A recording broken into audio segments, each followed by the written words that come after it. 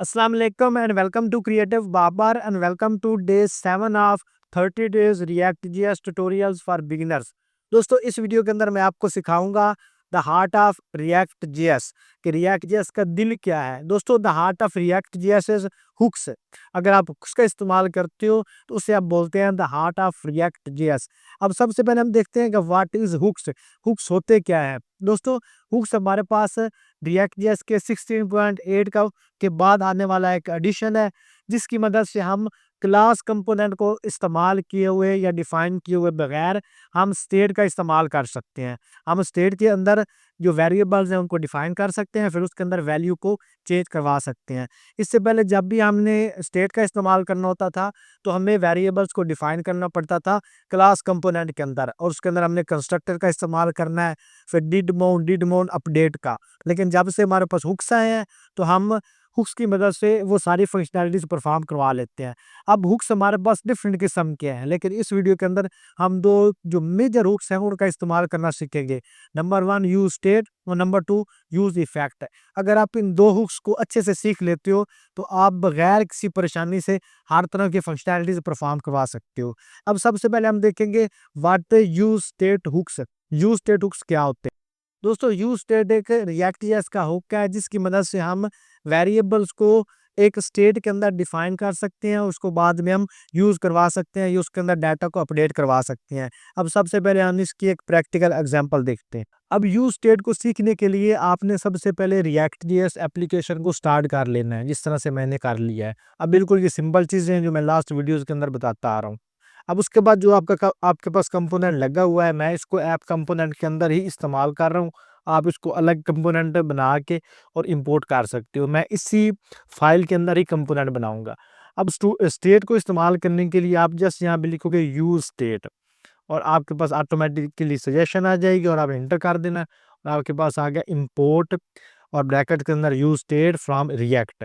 That's all. ये हमारे पास react JS का जो यूज स्टेट हुक है वो हमने कॉल कर लिया, इंपोर्ट कर लिया। अब उसके बाद आपने क्या करना है कि यहाँ पे एक कंपोनेंट लगा लेना। आप इसी को भी यूज कर सकते हो, लेकिन मैं एक अलग से कंपोनेंट बना लेता हूँ और उस कंपोनेंट को नाम यहाँ पे दे देता हूँ फंक्शन, और उस फंक्शन को हम नाम दे देंगे काउंटर। आप इसको कोई भी नाम रख सकते हो, चूंकि हमने काउंटर बनाना है तो हम काउंटर इसको नाम देंगे काउंटर। और उसके बाद आपने यहाँ पे ब्रैकेट यूज कर लेनी है। और बिल्कुल मैं एक फंक्शनल कंपोनेंट यूज कर रहा हूँ, इसके अंदर मैं एरो फंक्शन भी नहीं लगा रहा, बिल्कुल सिंपल फंक्शन जो आप जावास्क्रिप्ट के अंदर भी यूज करते हो। अब जब भी आपने स्टेट लगाना है ना, यूज स्टेट का इस्तेमाल करना, आप यहाँ पे लगाते हो कांस्टेंट। कांस्टेंट लगाने के बाद आप यहाँ पे लगाते हो बड़ी ब्रैकेट्स। बड़ी ब्रैकेट लगाने के बाद आप इसके अंदर दो वैल्यूज पास करते हो, दो वेरिएबल्स पास करते हो। सबसे पहले आप पास करते हो इनिशियलाइजेशन। जो आप यहाँ पे वैल्यूज को देते हो ना, इसको आप बोलते हो इनिशियलाइजेशन, इनिशियल वैल्यू। उसके बाद कॉमा लगा के सेट काउंट, मतलब जो आपने इसको इसकी वैल्यू अपडेट करनी है या जो भी आप इसकी वैल्यू अपडेट करोगे।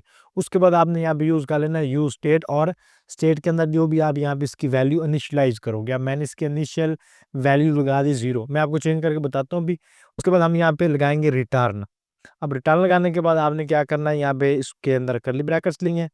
यहाँ पे एक सबसे पहले फ्रैगमेंट लगा के, फ्रैगमेंट का मतलब होता है कोई डिव लगा दो ये या खाली आप ये टैग लगा दो। उसके बाद आप यहाँ पे लगा दो एक H1 का टैग या P का टैग, जो जो मर्जी आप लगाना चाहो। मैं यहाँ पे H1 का टैग लगाऊंगा और उसके अंदर सिंपली मैं जो काउंट है उसको प्रिंट करवा लूंगा। अब इस स्टेट को इस्तेमाल करने के लिए, चूंकि ये हमारे पास वेरिएबल है और रिएक्शंस के अंदर के वेरिएबल्स को कॉल करने के लिए आप यहाँ पे लगाते हो ये करली ब्रैकेट्स, और उसके अंदर आप दोगे इसकी इनिशियल वैल्यू, मैंने दे दी काउंट। अब इस काउंटर फंक्शन को यहाँ से कॉपी करके मैं इसको ऐप कंपोनेंट के अंदर कॉल कर लूंगा। इससे क्या होगा कि हम इसका लाइव प्रीव्यू साथ साथ देख लेंगे। अब यहाँ पे अब इसकी इनिशियल वैल्यू कितनी आ गई, 0। इसको मैं और जूम कर देता हूँ। जो हमने इसकी इनिशियल वैल्यू यहाँ पे डिफाइन की थी, अब मैंने इसकी इनिशियल वैल्यू दी 0, तो मेरे पास आ गया 0। इनिशियल वैल्यू यहाँ पे दे देता हूँ 100, तो मेरे पास यहाँ पे प्रिंट हो जाएगा 100। और अगर इसकी मैं वैल्यू यहाँ पे दे देता हूँ स्ट्रिंग में बाबर, तो मेरे पास आ जाएगा बाबर। मतलब जो भी इसको मैं इनिशियल वैल्यू दूंगा वो ये अपने पास स्टोर कर लेगा। इसे हम बोलते हैं यू स्टेट हुक। अब ये तो हो गया आपकी जो वैल्यू आपने इसको इनिशियल दिया, मैं इसको इनिशियल वैल्यू देता हूँ 0। उसके बाद हमने यहाँ पे काउंट इसको कॉल कर लिया। अब इसको आप चेंज किस तरह से करवाते हो दोस्तों, इसको चेंज करवा सकते हो आप किसी क्लिक के ऊपर भी, और वैसे भी चेंज करवा, अगर वैसे चेंज करवाओगे तब भी कोई मसला नहीं। मिसाल के तौर पे मैं यहाँ पे लगा देता हूँ सेट काउंट, कि जब ये एक दफ़ा फंक्शन लग जाए तो इसकी सेट काउंट जो हो जाए ना, वो बन जाए 5। अब सेव करूँगा यहाँ पे, बल्कि इसको हम लगाएंगे किसी क्लिक के ऊपर। यहाँ पे अगर मैं लगाऊंगा इसको सेट काउंट, यहाँ पे सेट काउंट लगाया, और सेट काउंट के अंदर मैं काउंट की वैल्यू और उसके अंदर +1, मतलब एक इसके अंदर जो वैल्यू उसको मैं प्लस कर दूंगा। अब ये इसको एग्जैक्ट इस तरह से लगा दिया तो इट विल नॉट वर्क, इस तरह से वर्क नहीं करेगी, क्योंकि इसके ऊपर हमने कोई ना कोई इवेंट लगाना है या किसी और फंक्शन के अंदर इसको हमने कॉल करवाना है। अब सेम ये वाली स्टेटमेंट अगर मैं इसको एक बटन के ऊपर लगा दूं, यहाँ पे बटन लिखता हूँ और बटन के ऊपर मैं लगा देता हूँ एक क्लिक मी, ठीक हो गया। और क्लिक मी के ऊपर मैं यहाँ पे लगा देता हूँ on click event, on click event लगाया। अब ऑन क्लिक इवेंट के ऊपर आप ऐसे लगा दोगे फिर भी वर्क नहीं करेगा, इसके ऊपर आप लगाओगे एक एरो फंक्शन, एक एरो फंक्शन लगाया, और उस फंक्शन के अंदर आप इसको ये वाली वैल्यू दोगे कि जब ये इसके ऊपर इवेंट लगे तो इसके अंदर जो वैल्यू वो चेंज करते हैं। अब देखो मैं क्लिक क्लिक करता जाता हूँ तो मेरी वैल्यू ये क्या कर रहा है, अपडेट करवा रहा है, तो इसे हम बोलते हैं यूज स्टेट। अब इसके अंदर क्या करा, हम एक दफ़ा इसको जो भी वैल्यू लगा दी, अब सेट अकाउंट के अंदर हम क्लिक करते हैं तो इसके अंदर ये वैल्यू को चेंज कर रहा है। अगर मुझे यहाँ पे फिक्स्ड वैल्यू चेंज करवानी है तो यहाँ पे मैं इस्तेमाल कर सकता हूँ बस काउंट की जगह मैं इसको चेंज कर देता हूँ 4, सेव करा। अब देखो क्लिक करूंगा मेरे पास जैसे इसकी वैल्यू 4 आएगी, जितनी दफ़ा क्लिक करूंगा इसकी वैल्यू 4 ही रहेगी। और सेम अगर मेरे पास यहाँ पे एक स्ट्रिंग है, मिसाल के तौर पर हम स्ट्रिंग भी यूज़ कर सकते हैं ना, अब मैं लिखता हूँ बाबर, और जब मैं क्लिक करूँ इसकी वैल्यू हो जाए अली, तो मैं यहाँ पे सेव करूँगा, और जैसे ये मैं बाबर आ गया क्लिक किया तो इसकी वैल्यू बन गई अली। इस तरह से आप क्लिक करके इसके ऊपर वैल्यूज़ को चेंज करवा सकते हो। अब पहले हमने काउंटर लगाया था प्लस वाला, यहाँ पे प्लस लगाता हूँ, मतलब इसके ऊपर हम मैथमेटिकल ऑपरेशन परफॉर्म करवा रहे हैं ना, प्लस वाला। अब एक इसके अंदर मैं लगा सकता हूँ माइनस वाला भी, कि इसके अंदर मैं वैल्यूज़ को डिक्रीज भी कर सकता हूँ। अब क्लिक मी की जगह मैं कर देता हूँ बैक, और यहाँ पे लगा देता हूँ फॉरवर्ड। आप कुछ भी लगा सकते हो, प्लस माइनस कुछ भी लगा सकते हो। अब क्लिक करता जाऊँगा, वैल्यू इसकी इंक्रीज़ होगी, फिर क्लिक करूँगा इसकी वैल्यू मेरे पास माइनस हो जाएगी। तो इस तरह से आप यूज़ स्टेट का प्रॉपर वे में इस्तेमाल कर सकते हो। सबसे पहले आपने क्या करना है, यूज़ स्टेट को इंपोर्ट करना है, इंपोर्ट करने के बाद आपने उसकी जो इनिशियल वेरिएबल्स हैं उनको डिफाइन करना है। पहली आपकी होगी इनिशियलाइज़ेशन, मतलब जो आपका स्टार्टिंग पॉइंट है, और सेकंड जो आपके पास है वो आपके पास होगी इसकी अपडेटेड वैल्यू। जब एक दफ़ा आपने कोई भी इसके ऊपर फंक्शन लगा दिया, इवेंट लगा दिया, उस इवेंट को कॉल करने के बाद जो इसकी वैल्यू चेंज होगी वो होगी इसकी सेकंड जो वैल्यू उसके अंदर। तो ये आपका काउंट हो गया, और ये आपका हो गया सेट काउंट। आई होप आपको समझ आई होगी कि किस तरह से हमने इसके अंदर स्टेट का इस्तेमाल किया और किस तरह से हमने स्टेट को इनिशियलाइज किया। अब इस एग्जांपल के अंदर आपने देखा कि हमने स्टेट वेरिएबल को 0 पे डिफाइन किया, लेकिन जब भी हम क्लिक करते थे तो हमने क्लिक के ऊपर उसकी वैल्यू को चेंज करवाया या उसके अंदर हमने एडिशंस ऐड करवाई, तो इसे हम बोलते हैं यूज स्टेट हुक्स। अब इस एग्जांपल के अंदर हमने यूज स्टेट हुक्स का इस्तेमाल करते हुए काउंट वेरिएबल को 0 पे डिफाइन किया, लेकिन जब हम उसको क्लिक करवाते थे तो हमने उस स्टेट वेरिएबल को अपडेट करवा लिया, जो काउंट वेरिएबल थी उसके अंदर हमने वैल्यू को अपडेट करवा दिया। इसे हम बोलते हैं यूज स्टेट हुक्स। अब सेकंड नंबर पे हमारे पास है यूज इफेक्ट हुक। दोस्तों यूज इफेक्ट हुक हमारे पास एक साइड फंक्शन परफॉर्म करने के लिए एक हुक है। अगर हम क्लास कंपोनेंट का इस्तेमाल करते हैं तो उसके अंदर हमें 3 तरह के कंपोनेंट इस्तेमाल करने पड़ते थे। Component did mount, component did update and component will unmount. लेकिन जो यूज इफेक्ट है ये इन तीनों जैसा है। अब इस एक यूज इफेक्ट को इस्तेमाल करके इन तीनों कंपोनेंट के जो फंक्शनैलिटीज है इनको आप इस्तेमाल कर सकते हो इन फंक्शनल कंपोनेंट। यूज इफेक्ट दोस्तों, जिस तरह से आपने यूज स्टेट हुक को इंपोर्ट करा था वैसे ही आप यूज इफेक्ट को भी इंपोर्ट करते हो, लेकिन आपका जो यूज इफेक्ट है वो अकेला नहीं लगता, आपने इसके साथ स्टेट का भी इस्तेमाल करना होता है। तो हम यहाँ पे लिखेंगे इंपोर्ट, उसके बाद यहाँ पे करली ब्रैकेट देंगे और यहाँ पे लिखेंगे यूज स्टेट, फिर इसको हम यहाँ पे कॉमा लगा देंगे और साथ में यूज इफेक्ट भी हम यूज कर लेंगे। यहाँ पे यूज लिखेंगे और इफेक्ट, ये हमारे पास यूज इफेक्ट भी आ गया। तो हमने यूज स्टेट को इंपोर्ट कर लिया और साथ में यूज इफेक्ट को हमने इंपोर्ट कर लिया। अब चाहे आप आप ऐप कंपोनेंट के अंदर लगा दो या एक अलग से कंपोनेंट ले लो, मैं एक अलग से कंपोनेंट लूंगा और इसको मैं फंक्शन को नाम दे देता हूँ टाइम। आप कोई भी रख सकते हो। उसके बाद हम यहाँ पे जिस तरह से नॉर्मल फंक्शनल कंपोनेंट इस्तेमाल करते हैं वो इस्तेमाल करेंगे। अब ये मैंने फंक्शन इसको लिखना था एस से, मतलब जो उसका एफ है वो मैंने स्मॉल रखना था, मैंने कैपिटल रख दिया। अच्छा, अब उसके बाद हमने जिस तरह से आपको मैंने लास्ट सेशन के अंदर समझाया यूज स्टेट का, सेम उसी तरह से सबसे पहले आप यूज स्टेट को यहाँ पे डिफाइन करोगे। तो यहाँ पे मैं कांस्टेंट लूंगा, कांस्टेंट के अंदर एक में वैल्यू दूंगा काउंट और सेकंड दूंगा इसको मैं सेट काउंट, और फिर यहाँ पे हम इसको स्टार कर देंगे इनिशियल वैल्यू यूज स्टेट, और यूज स्टेट के अंदर इसको हम वैल्यू पास कर देंगे 0। इसकी जो स्टार्टिंग वैल्यू वो हमारे पास 0 ही रहे। अब उसके अंदर यहाँ पे हम लगा देंगे रिटर्न, और रिटर्न के अंदर हम पास कर देंगे जो इसकी एक्चुअल स्टार्टिंग वैल्यू है। तो उसके लिए मैं यहाँ पे पी का टैग ले लेता हूँ, और पी टैग के अंदर सिंपल में लिख देता हूँ टाइमर, और यहाँ पे काउंट काउंट लगाते हैं, और यहाँ पे लगा देते हैं सेकंड्स, कि हमारे जो सेकंड्स हैं ये वो ये काउंट करें। हम यहाँ पे ना एक सेकंड्स चलाएंगे। अब ये हमने लगा दिया। अब उसके बाद हम क्या करेंगे, हम यहाँ पे यूज़ करेंगे यूज़ इफेक्ट का, यूज़ इफेक्ट का इस्तेमाल किया यहाँ पे। अब यूज़ इफेक्ट को आपने इस तरह से लगाया, लगाने के बाद इसके अंदर आपने एरो फंक्शन पास करना है। उसके बाद आपने यहाँ पे इक्वल लगाना है, जिस तरह से आप एरो फंक्शन लगाते हो। तो ये आपका यूज़ इफेक्ट आपका कॉल हो गया। कॉल होने के बाद यहाँ पे आप लगाते हो कॉमा, कॉमा लगाने के बाद यहाँ पे आपने लगा देनी है खाली बड़ी ब्रैकेट्स। इसके अंदर आप काउंट को भी कॉल कर सकते हो, लेकिन जब ये मोस्टली आपका इस्तेमाल होता है जब आप एपीआईज के अंदर डाटा ले रहे हो ना, तो उसके अंदर आप इसका इस्तेमाल ज़्यादा करते हो। मतलब आपका डाटा एपीआई के अंदर आ रहा है, एपीआई के अंदर स्टोर होके फिर आपका टेबल के अंदर शो हो रहा है।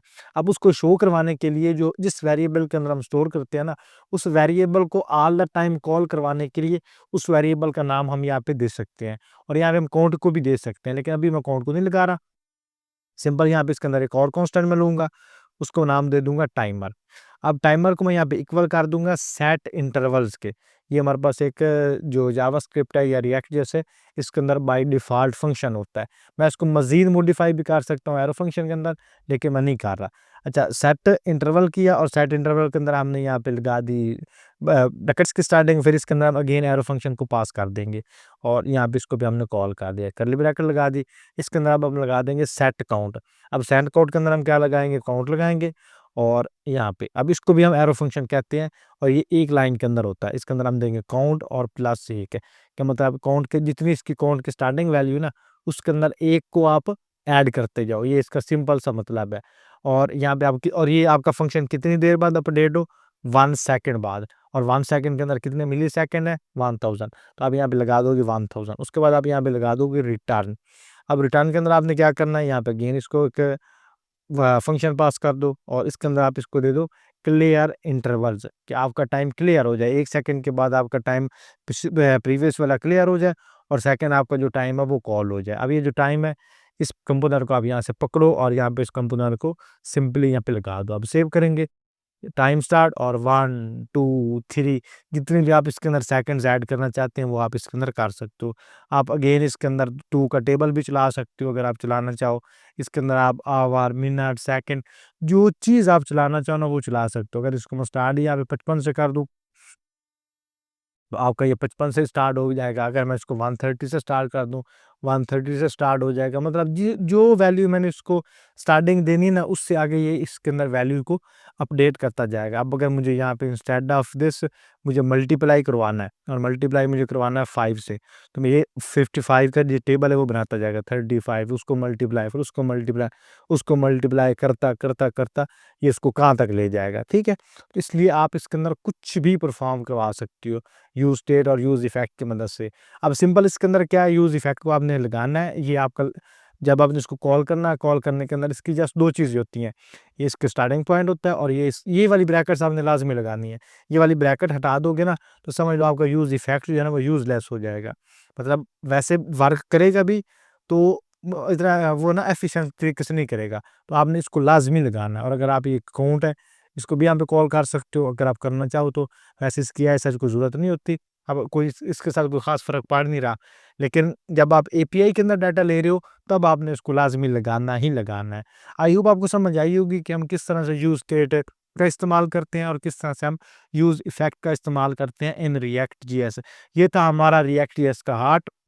अब जिस तरह से आपने एग्जाम्पल के अंदर देखा, यूज यूज इफेक्ट एक अपना टाइमर सेट करता है, जिसकी मदद से वो यूज इफेक्ट को लाइव अपडेट रखता है। कोई भी चीज़ चेंज होती है तो उस यूज़ स्टेट को उसी वक्त अपडेट कर देता है कि ये चीज़ इसके अंदर चेंज हुई है। तो ये हमारे पास यूज़ इफेक्ट का जो है ना इस्तेमाल है। अब यूज़ इफेक्ट आपका इस्तेमाल होता है एपीआई के अंदर, आपका ये इस्तेमाल होता है जी कोई भी बैकएंड से डाटा आ रहा है उसको गेट करने के लिए, फिर उसको अपडेट करने के लिए।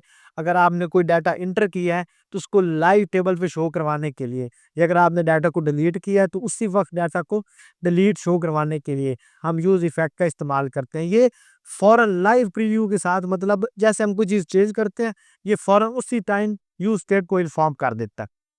अब आप लोगों के लिए एक टास्क है कि आप यूज़ इफेक्ट का इस्तेमाल करते हुए किसी भी एपीआई से डाटा को लेके अपने पेज के अंदर शो करके मुझे दिखाओ। अगर आप लोग ये टास्क कंप्लीट कर लेते हो तो आप नीचे नीचे मुझे कमेंट सेक्शन में उसका लिंक शेयर करना है, और अगर आप लोगों ने कंप्लीट कर तो नेक्स्ट वीडियो के अंदर उस बंदे को मैं वीडियो के अंदर मेंशन करूंगा। तो आई होप आपने यूज स्टेट और यूज इफेक्ट का इस्तेमाल अच्छे से सीख लिया होगा कि हम किस तरह से यूज स्टेट का इस्तेमाल करते हैं और किस तरह से हम यूज इफेक्ट हुक्स का इस्तेमाल करते हैं। इंशाल्लाह मिलते हैं अगली वीडियो में, तब तक के लिए अल्लाह।